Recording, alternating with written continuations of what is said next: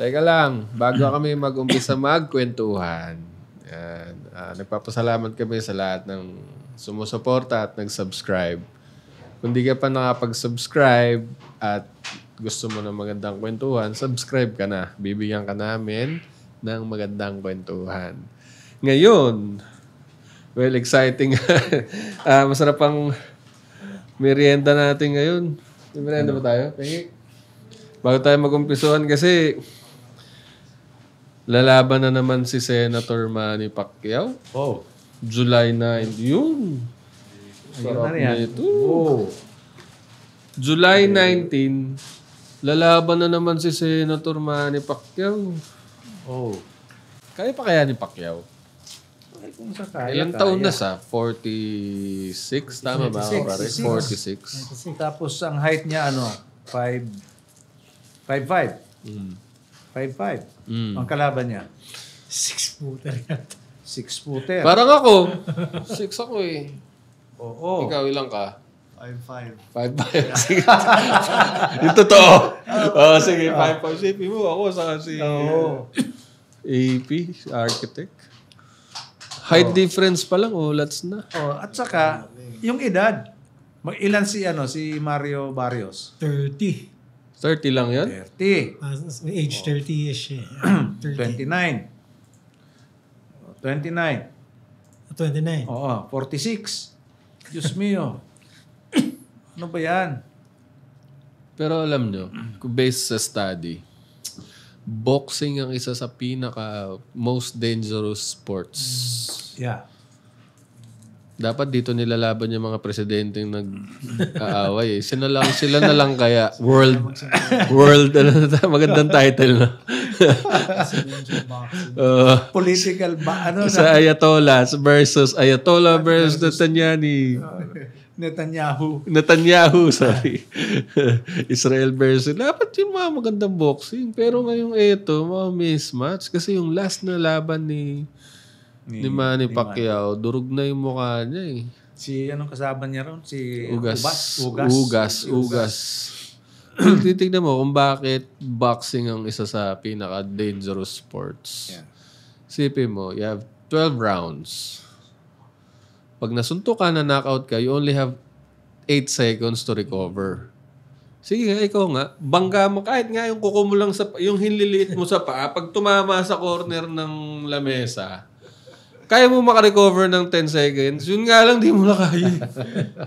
Di ba? Okay, yung tumawag yung, ano man tawag dito? Alulod mo sa kahit saan. Bigyan mo kita ng 10 seconds yung kaya mo makarecover. Hindi. Siko na lang. Yung tumama yung siko.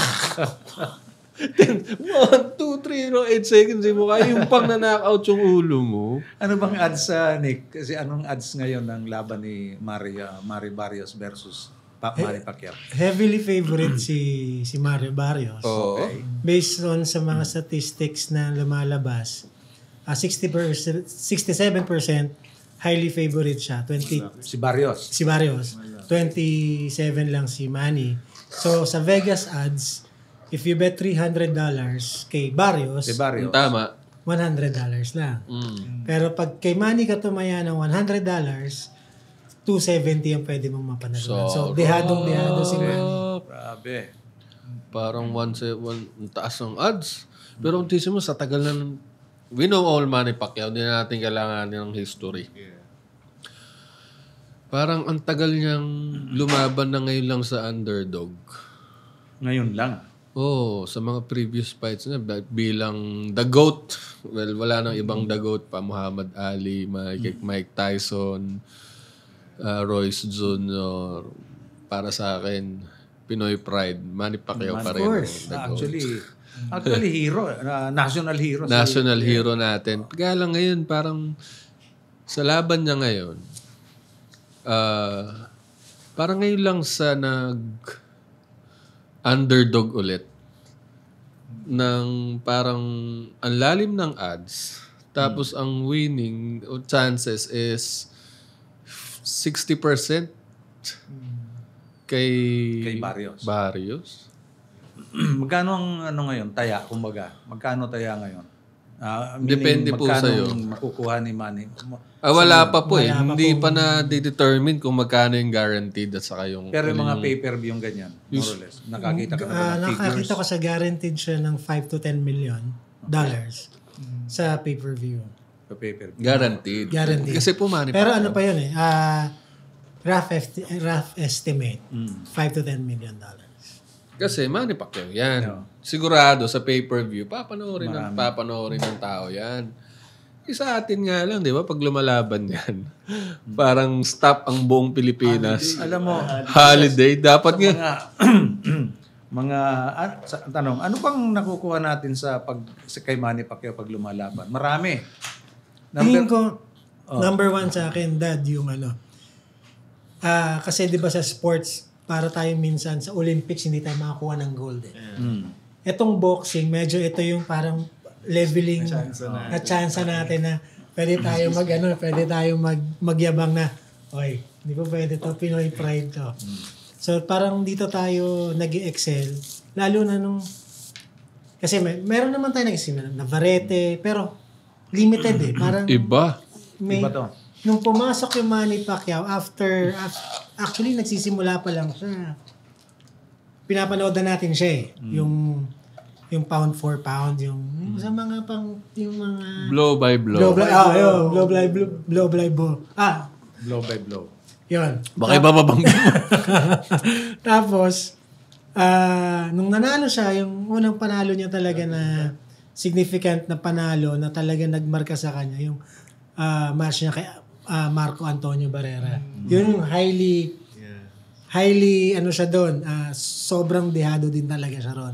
Na kasi para lang replacement lang siya noon replacement fighter lang siya. So parang he took the fight ilang weeks lang to prepare, and yet nakita mo naman yung halos umayaw yung mismong trainer ni Marco Antonio. Basag yung mukha ni Barrera doon So, yun yung turning point. After that, talagang kagulo ay yung first time pag may laban si Manny, first time ko na-experience yun. Walang tao sa kalsada. Wala, Brad. Yung crime rate natin, no? Walang crime rate. Walang pollution sa kalye. Walang pollution. Parang naka-lockdown tayo ng 1 oras. Pati jeep. Walang lumalabas. Yun, parang pandemic. Parang pandemic. Parang ECQ. Wala ka isip. Wala makikitang tao sa kalsada talaga. Grabe. Ayun. Pero sa akin, ang tingin ko naman, kaya ni Manny, pero para sa akin, parang delikado na para sa age niya. Yan ang maganda pag-usapan Gano'n na yung danger ng lahat lang sa health Kasi kung titignan mo, boxing comes at na may risk Freddy Roach. Yung coach na mismo. Di ba? Yan, konting laban lang yan. Di ba? Hindi kagaya ni Manny Pacquiao, 46 na lumalabas. Si Roach ata nag-retire at around 30s. Yeah? Huwag na tayo lumayo. The greatest of all time, Muhammad Ali. Muhammad Ali. Di ba? Kaka-deads lang nitong nakaraan. Ayun, nag-Parkinson's disease. Pero alam mo, nabasa ko sa libro, yung suntok pala ng isang boxer ay tumitimbang ng 700 to 1,000 pound force. Kasi mas malakas pa di ba yung bat ng baseball, mas mabigat pa ron. Mas malakas pa ron. Parang bowling ball. Bowling ball. Sabi nga sa TV noon parang ang nabaril ng shotgun pag nasapak ka ni Manny Pacquiao. Oo. So, nakakatakot. Kasi imagine nyo po yun, ilang beses susuntokin yung ulo mo. 12 rounds. No, tas 12 rounds. Yun nga lang 3 minutes ka nagagagalaw, baka hindi mo ka nasubukan mo na ba mag-boxing? Nakagrabe. Diba? 3 minutes. Round 3 pa lang. Subukan ko mag-boxing gym. Wala pang tumatama niyan. Nagpa-flash, ganun ka pa lang. Ayoko na. Parang ako 3-4 rounds out na Hindi mo, yun yung pinakamatagal na 3 minutes sa buhay ko Pag nung nag-boxing kami, lesson. Napakahirap. Siya 12 minutes. Ay, 12 rounds. 12 rounds. Isa pa, yung paulit-ulit na head trauma, kahit naka-gloves yan, kawawa yung... Kaya pag nagaganon ka, kailangan mong gumanyan eh. Diba? Nakakabobo yun eh. Pag nakaltok, nakakabobo ko. Ang nakakatakot lang talaga, ang kalaban niya ngayon, si Mario Barrios, is in his prime. Prime niyan. And si Manny, medyo pa-sunset na eh. Di ba? Parang, alam ko kaya niya, pero yung safety lang ako concern talaga ni... Oo, sa akin, manalo siya, hindi, wala na siyang dapat ipatunayan. Kailangan patunayan. Wala na. 8 division world titles and 12 8 division class and 12 world titles. Yeah. Hindi mo na... Wala na.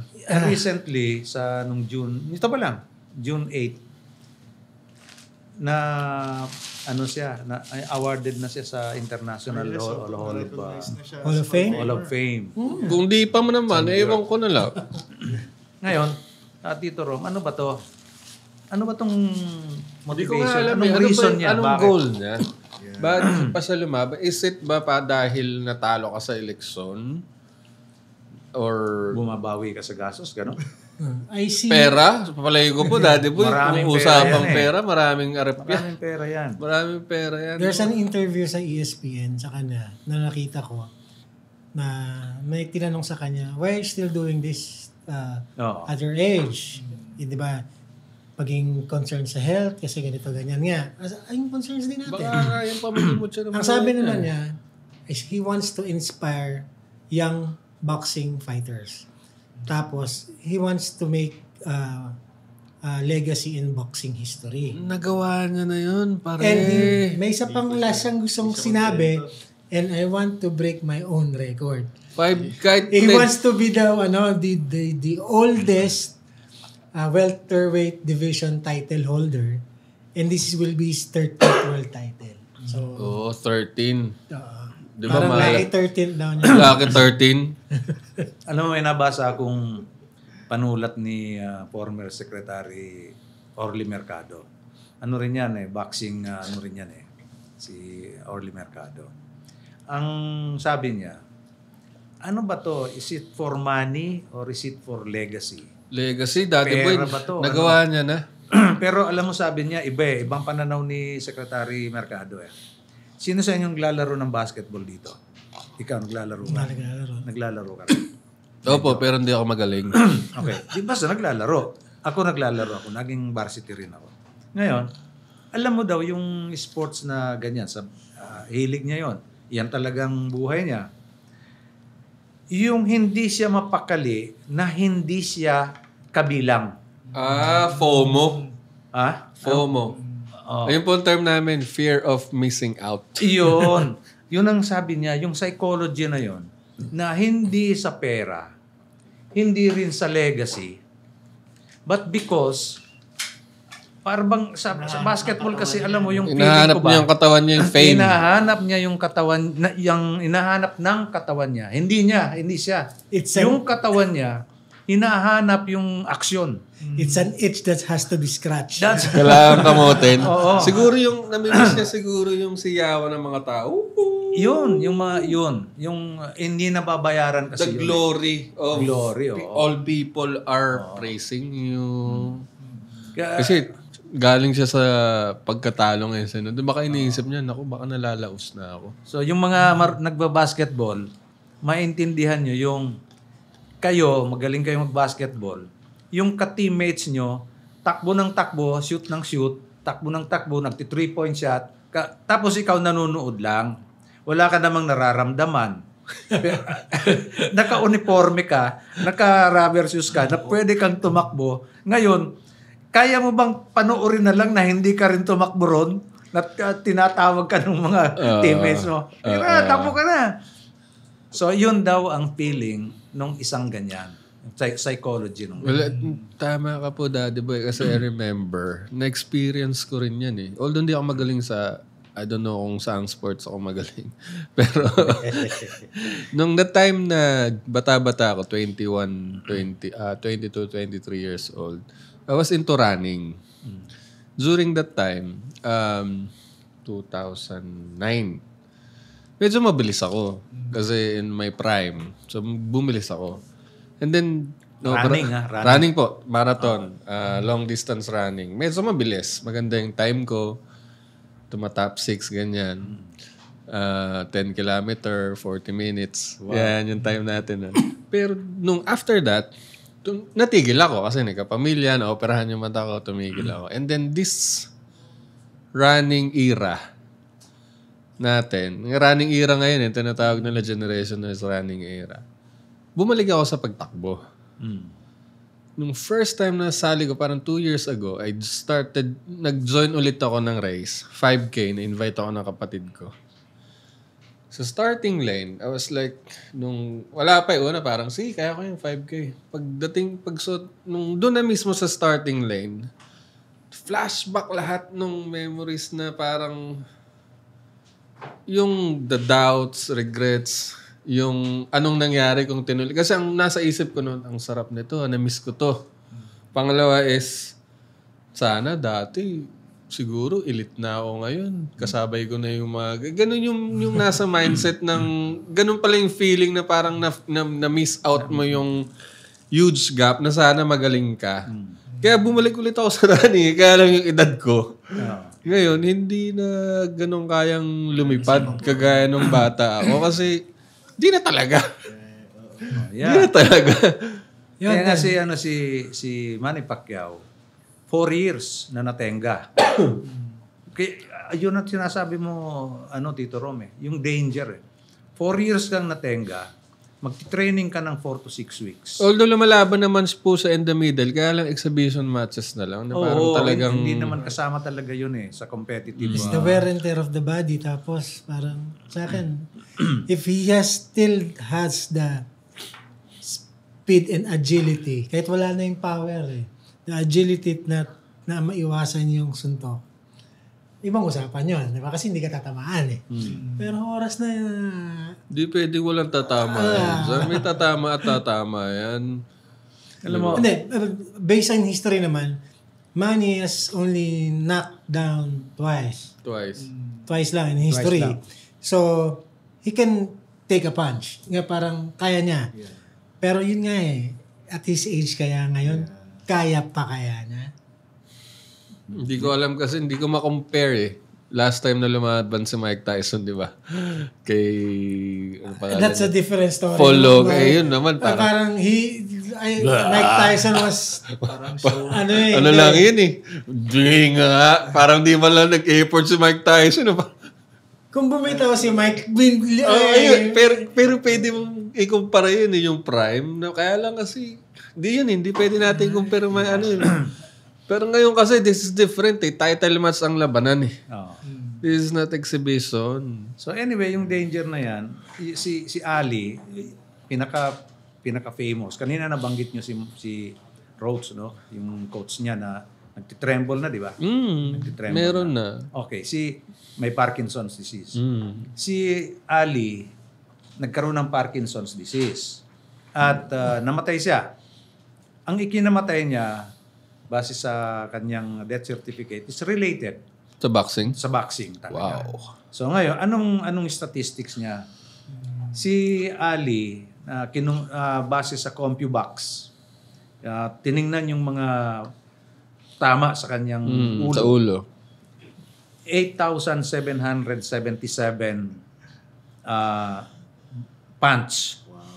punches. Dami nun. So 8,000 plus. Ilang taon sang lumaban? 61 professional fights. Si Manny Pacquiao, 67? Ngayon, si Manny Pacquiao, he had 106 fights including sparring session. Kasi sparring talagang tatamaan ka rin dyan kahit na protective. Oo. 424 rounds. Total na ni Manny Pacquiao. Alam mong ilang thousands na blows ang tumama sa kanya, including yung sparring.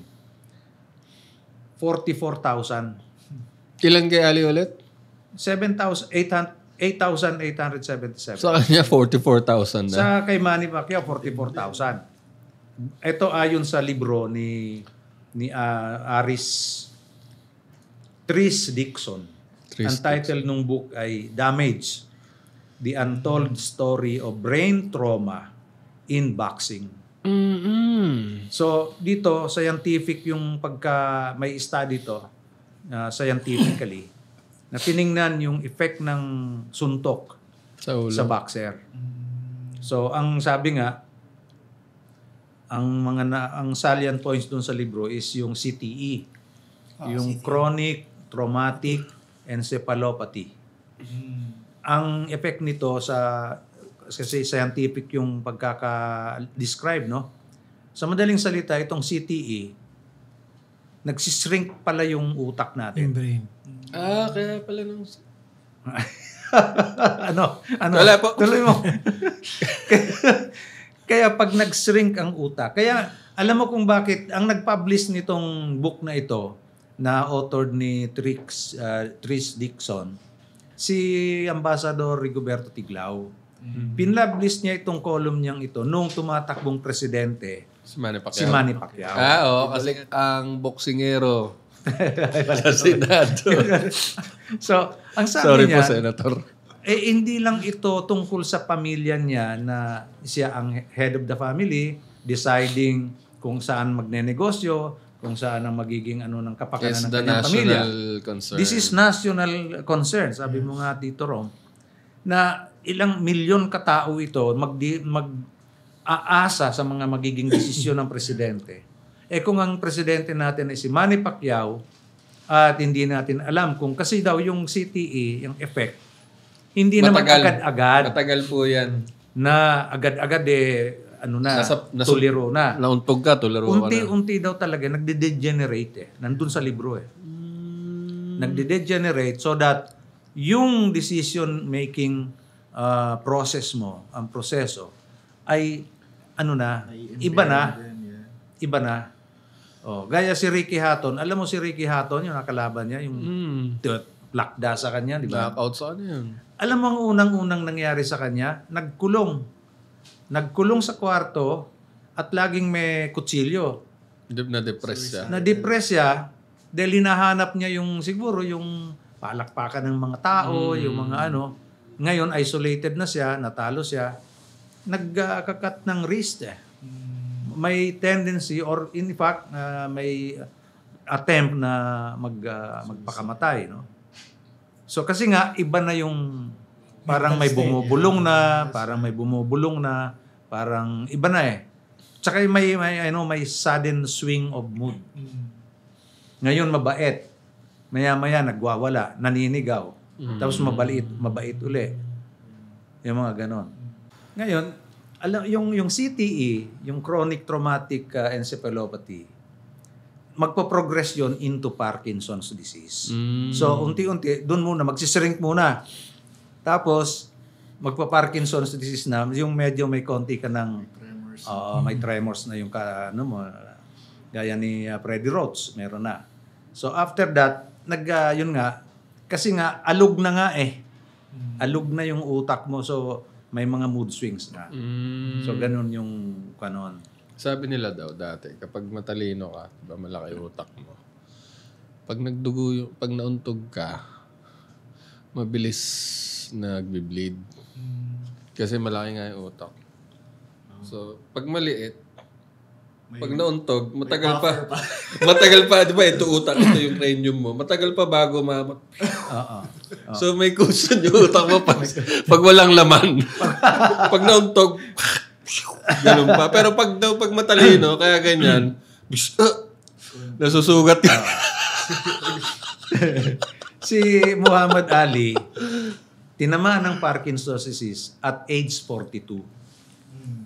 Pero nag-CTE muna siya. Tapos nag-Parkinson's disease at age 42.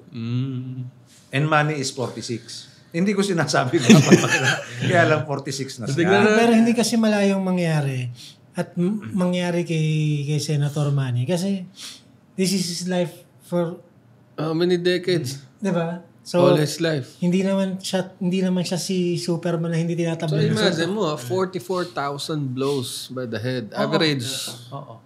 plus minus, Plus minus. 44,000. Kung titignan mo, Ako, kahit naman mangyari, still, Filipino pride, Manny Pacquiao. Okay, Vote on I'll cheer. July Go 19. Manny.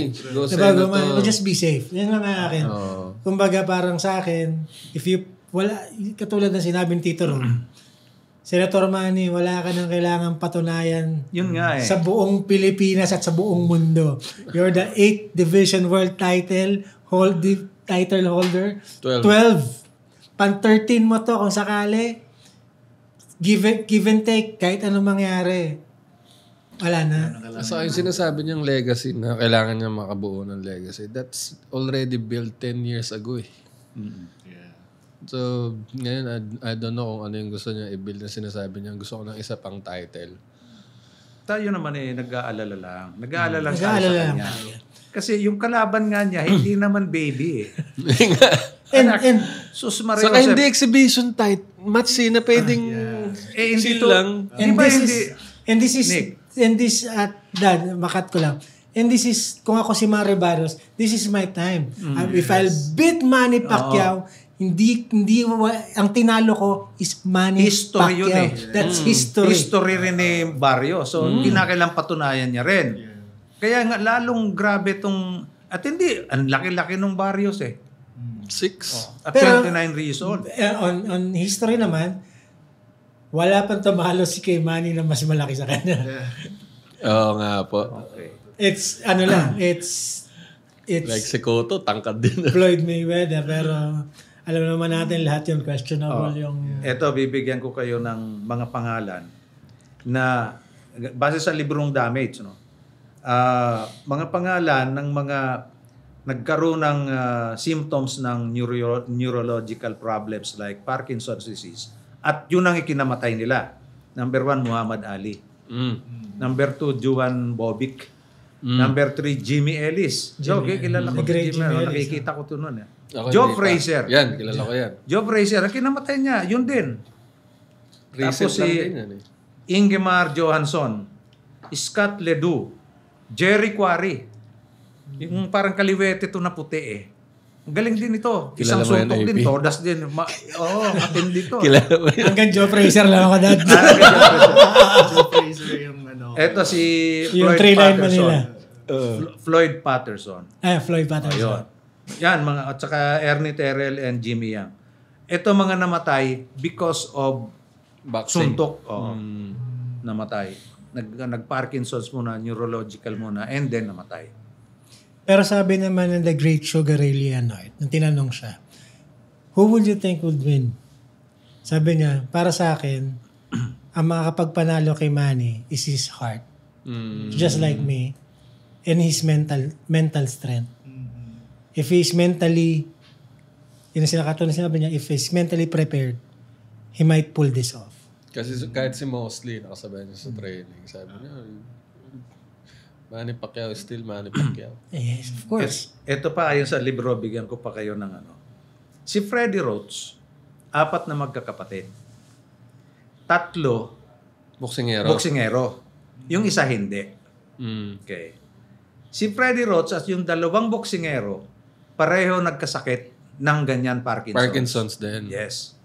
Yung hindi boksingero, wala, hindi nagkasakit. Hindi, it's proven, it's related na. That's only proof siguro. Yun nga eh. Kaya ito nga, si Freddie Roach nga eh. 2 brothers who became boxers also contracted neurological disease. But the one who did not do boxing, walang sakit. Dapat di niya i-ignore yung mga gantong statistics. That's right. Kaya tama-tama nga yung pagkakasulat nito ni Bobby Tiglao eh, na nung tumatakbo siyang presidente. Kasi binawarn din naman siya at ang public na delikado tong ginagawa ni ano. Yes. Pero yung idea na, ano siya, yun ang purpose niya sa buhay.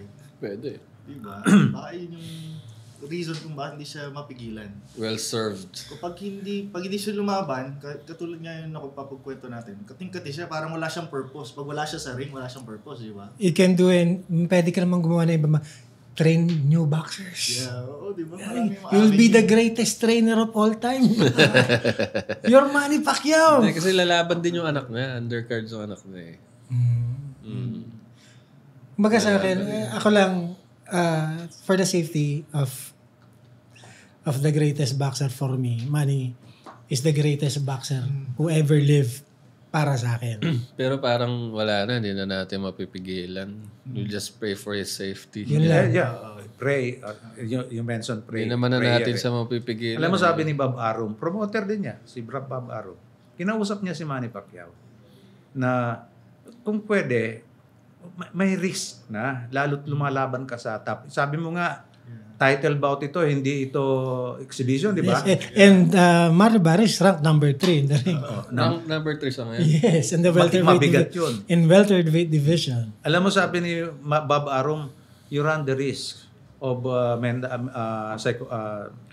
neurological disease. Sinabihan niya si Manny Pacquiao. Pero at least welterweight, hindi sa ganun ka, yung, kumbaga it matches the weight of senator. Kung mas mababa pa doon, baka mas lalong di niya kakayanin. Kaya nga eh. So, alam mo sabi ni Manny Pacquiao kay Bob Arum, God will take care of me. Quote unquote. Narinig ko na naman yung God will take care of me. Kaya alam po, sa mga Kristiyano, merong wisdom. Mga pastor. There's... Well, anyway, kung sabi nga ni architect, kung sa tingin that's the purpose that he wants to serve. Basta sa atin na lang, sa akin hindi niya na kailangang i-prove the legacy. Hindi niya na kailangang sabihin gusto ko maka-inspire kasi ginawa niya na-achieve niya na mag-inspire ng kabataan. Dahil sa kanya din, sobrang dumami ang boxing gym. The first world title he had was already a legacy for the Filipinos. Oo, yung ulang-ulang title match niya pa lang na lumaban sa Vegas. Yes. Diba? Si Pope John Paul II, sinabi niya na noon na kung pwede nga i-ban niyang i-abolish niyang boxing. Kasi talagang dangerous ng sports. Mas nakakatakot pa siya sa UFC and other cases. Kasi sa UFC, pag na-knockout ka na, stop the fight. Tapos na. Sa boxing, basta kaya mo pang tumayo hanggat di tinitapos ng referee, labang ka eh. Nung 19 dati 15 inabutan ko yun eh, yung mga 15 rounders, racers noon. Laban 15 rounds, diba? Round 15? Ngayon nung 1982 namatay yung Korean boxer na During laban? During laban namatay. Alam mo maraming boksingero namatay hours after boxing, after knockout. Madami. Na-knockout tapos tinala sa ospital, patay. Marami. Ito, ang isa sa mga nagkapagpabago nung naging 12 rounds from 15, si Kim Duk-koo, isang Koreano.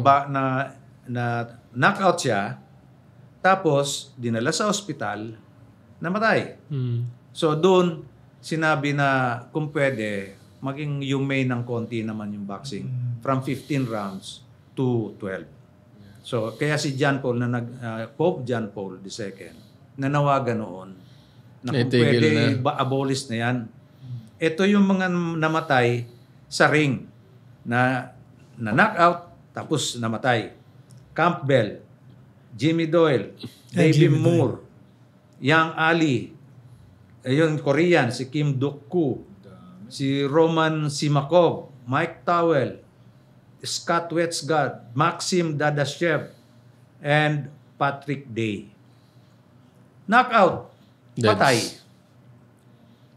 Meron pa ang case eh. Nasuntok siya sa likod ng ulo niya. Sino? Oo, di ba? Naging gulay siya after. Pero nung during the fight, di pa makikita. After, parang nakita ko, ganun nga lang yun eh. Parang kinutusan lang. Hindi kasi siya, Hindi na ganun. Hindi niya ginanon eh. Kasi yan yung Hindi niya kinontra eh. Hindi kasi taga-Pilipinas. So, pok! Pero di ba, nang nagulay sa... Grabe. Itong boxing na to, tapos yung mga UFC, mga MMA, parang ito yung modern day gladiator natin. Yung Roman days, talagang patayan eh. Ewan ko meron tayong lust for that kind of activities eh, no? Or watching those people. Watching fight. Yeah.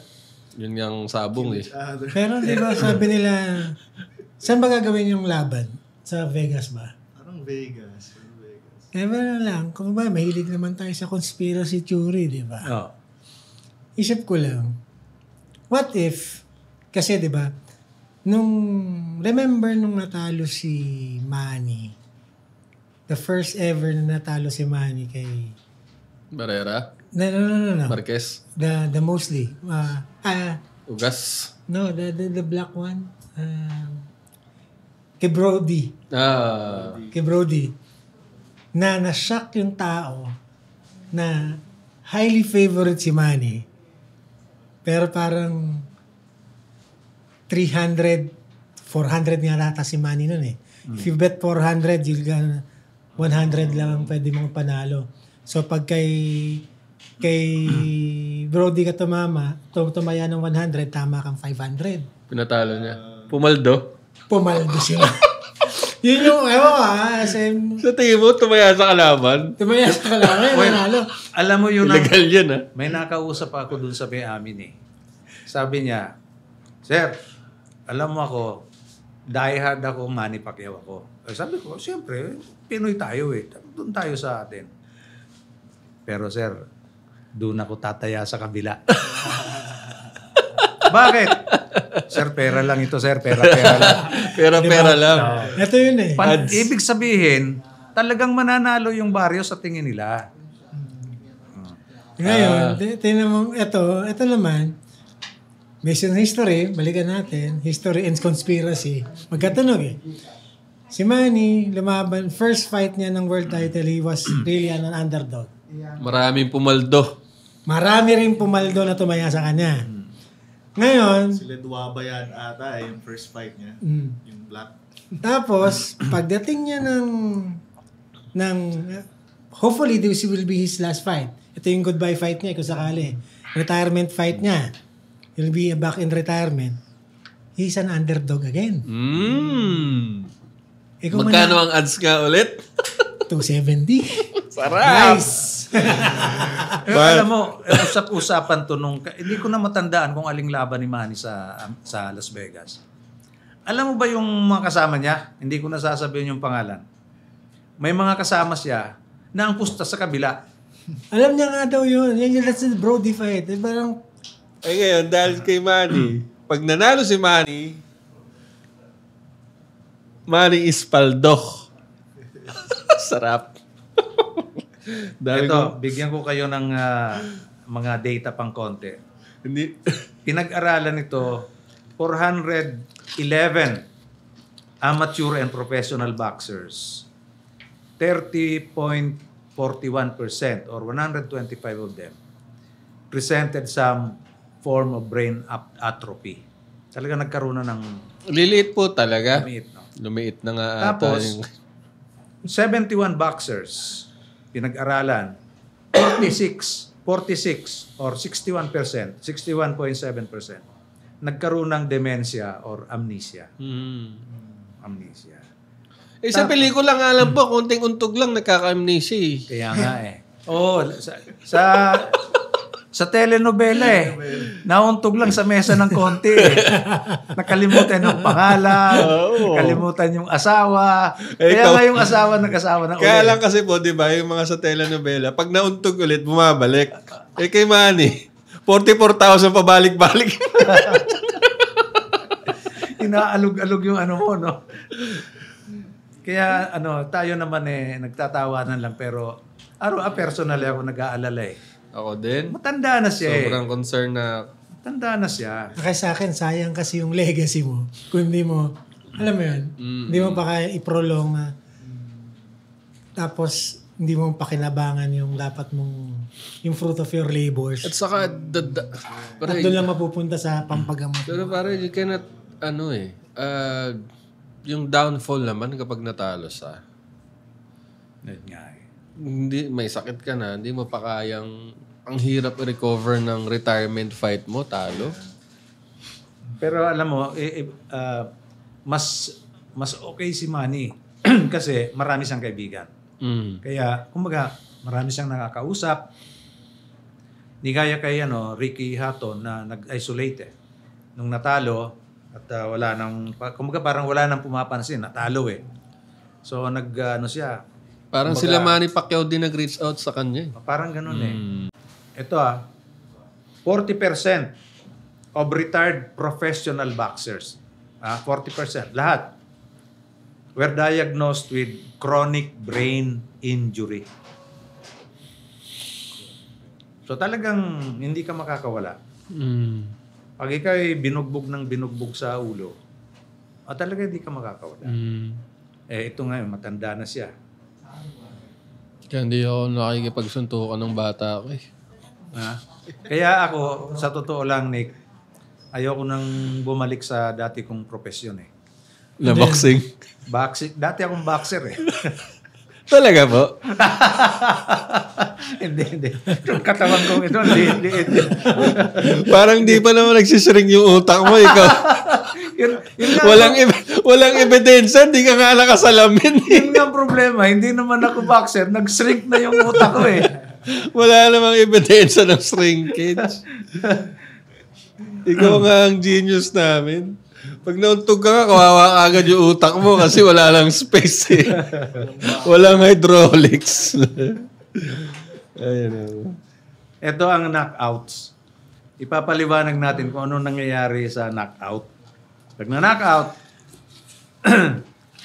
it is a loss of consciousness generated by a knockout punch is sudden in onset and generally temporary in duration. So, maano ka lang, pero temporary naman yun. Kaya lang,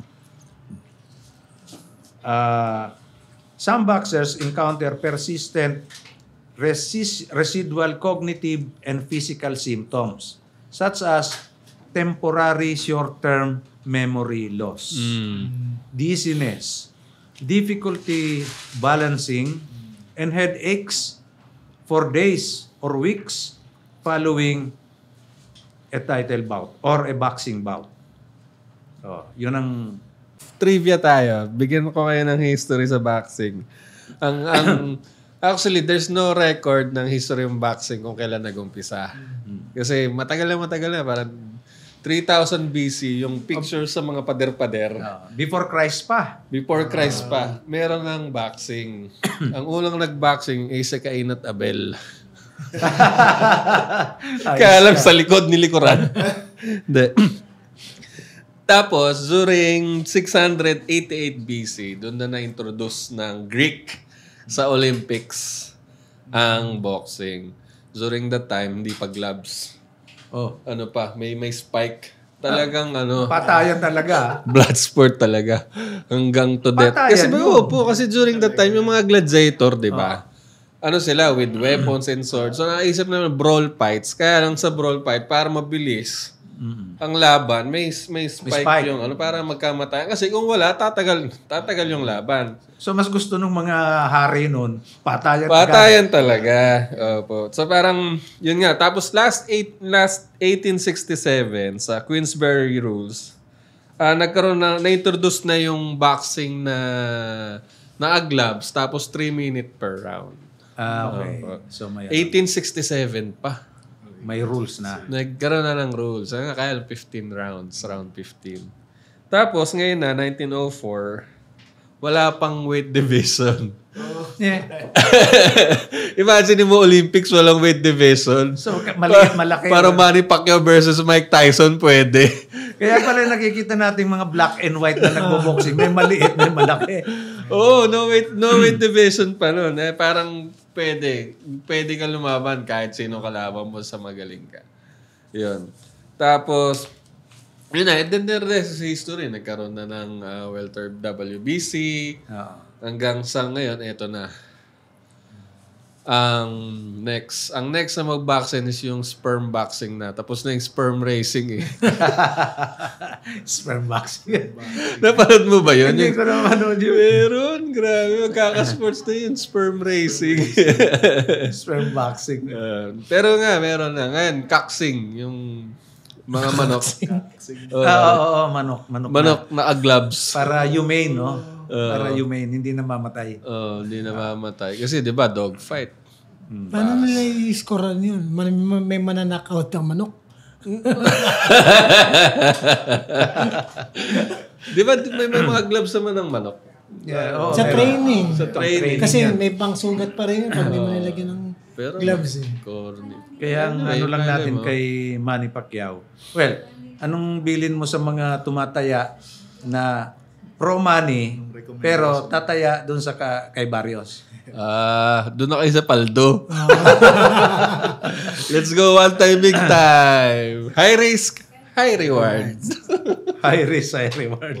Basta ako, ang ano ko lang, Filipino pride, Manny Pacquiao. Manny Pacquiao, still the greatest of all time. All the way. Manny all the way. Ako naman, ang masasabi ko kay Manny, well, nangangati ka talaga kasi gusto mo ng aksyon. Ingat lang sa ulo. Kasi may hindi lang history, may medical science na nagpapatunay na masama ang sobra-sobra ng suntok sa ulo mo. Mag-ingat kang mabuti. Ikaw, anong masasabi mo kay Senator? Kunyari, si Senator ay nandyan sa harap mo sa salamin. Ingat na lang. Ingat. Wala ka na kailangan i-prove. Yes. Oo. So, bida ka na sa amin. Wala nga. Hero. No questions asked. Ikaw ang hero ka namin. Yeah. Sa akin po, same. You've already proved your legacy 10 years ago. Wala ka nang dapat patunayan sa larangan ng boxing. Nilagay mo ang Pilipinas sa mapa ng mundo. Nakilala tayo. All the people I know foreign, if I said I'm a Filipino, ang tanong nila, kilala mo si Manny Pacquiao. That's the legacy that you have created. Walang ibang Pilipino na kilala sa buong mundo na kagaya mo. Kaya salute po sa iyo, Senator Manny. Good luck sa iyong laban. Pagpipray ka namin. Yun. So, kung na-enjoy nyo ang usapan namin at nakarating kayo sa puntong ito ng aming YouTube or pag-uusap, ibig sabihin na-enjoy mo yung kwentuhan namin. Kung gusto mo pa ng mga ganitong klaseng kwentuhan, subscribe ka na. Titiyakin ka namin, nabibigyan ka namin ng magandang usapan. Thank you so much. Go Manny! Yes, let's go. Manny win! Manny wins.